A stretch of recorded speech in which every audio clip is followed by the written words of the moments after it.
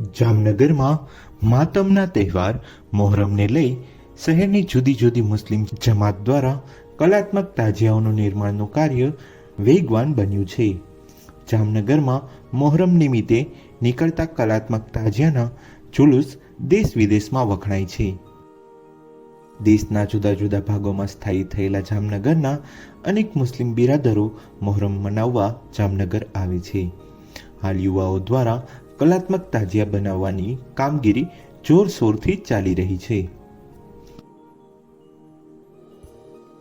યુવાઓ દિવસ દરમિયાન પોતાના નોકરી ધંધા અર્થે જાય છે અને રાત્રે આ નિર્માણ કાર્યમાં જોડાય છે. હું મોહમ્મદ હુસેન કાસમ અમી ધુલધૈયાના નામથી ઓળખાતા તાજિયાનો પરવાનેદાર છું. આપણા તાજિયા નંબર 25 છે અને આપણો અમી ધુલધૈયાનો તાજિયો એક ઐતિહાસિક તાજિયો છે કે જે રાજાશાહીના સમયથી વિશ્વવિખ્યાત તાજિયો જેને કહીએ આપણે કે વિશ્વ આખામાં પ્રખ્યાત છે. અમી ધુલધૈયાના તાજિયાની અંદર ખાસ કરીને તો જે લંઘાણો દાડીઓ આપણે ચડી છે ત્યારે હજારોની સંખ્યામાં ત્યાં માણસો તે જોવા માટે માનતાવાળા માણસો એ બધા ભેગા થાય છે.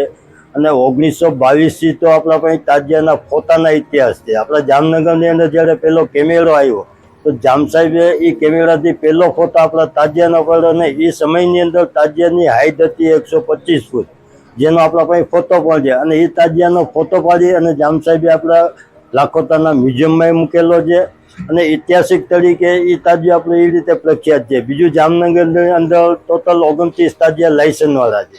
એમાં ચાંદીનો તાજિયો એ રીતે વિશ્વ પ્રખ્યાત છે.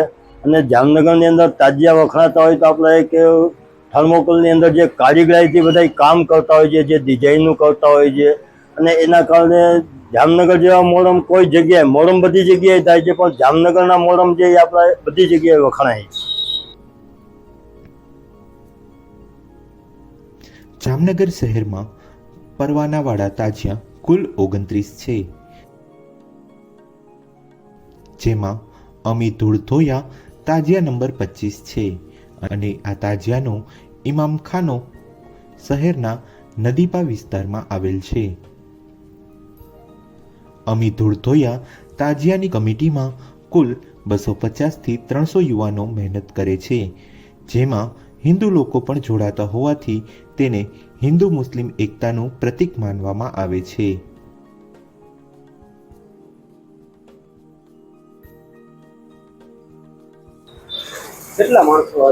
અમારા ગ્રુપની અંદર તો ઓછામાં ઓછા 250-300 માણસનું ગ્રુપ છે. એના અંદર અમે હિન્દુ મુસલમાન બધા સાથે મળીને કામ કરીએ છીએ અને આજથી અમારી પેઢીઓથી બધા હાઈલા આવે છે કે જે હિન્દુ મુસલમાન એકબીજાથી અમે સંકળાયેલા છે અને એના વારસાગત બધી પેઢીઓ આજ બી અમારા હારે જોડાયેલા છે. અમે એ લોકો હારે જોડાયેલા હોય છે.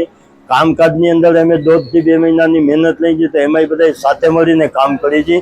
અને આપણે અમીર ધુલધૈયાનો તાજિયો જે એક એકતાનું પ્રતીક છે.